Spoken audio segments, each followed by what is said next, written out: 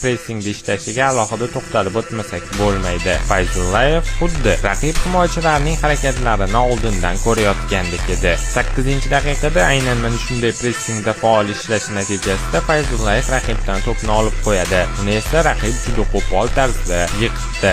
Uchrashuvdagi ikkinchi xavfli vaziyat 13-daqiqada yuzaga keldi. Abbosning ochilayotganini ko'rgan terma jamoamiz Sabbora unga uzatma berdi. Lekin so'nggi pallada himoyachilar Fayzullayevga qarshilik ko'rsata olishdi. Fayzullayevning yuqori intellekti bemalol top 5 chempionatlarda o'ynashga yetadi. Hozirgi vaziyatda ham e'tibor bersangiz, biroz pauza bilan raqib himoyachi kelishini kutadi, keyin esa birdaniga tezlik olib, bo'sh hududga ochiladi. Abbos chap qanotga o'tishi bilan raqibni sariq kartochka olishga majbur qildi. Bu safar ham Fayzullayev raqibning harakatlarini oldindan o'qib, uni aldab o'tgan edi. Navbatdagi xavfli hujumni ham Abbosning o'zi yaratdi. Fayzullayev bir futbolchini aldab, ochilayotgan Masharipovga to'pni uzatgandi. Lekin Jaloliddinning yo'llagan zarbasi biroz kuchsiz chiqdi. Fayzullayevdan navbatdagi super harakatlar. 21 yoshli Venger Alijonovni ko'rib vaqtida unga uzatma bera oldi. Hoji Akbar Alijonov ham vaqtida ochilib, ofsaydga tushib qolmadi. Abbosbek Fayzullayevning 75-daqiqada Mishinkani dog'da qoldirgani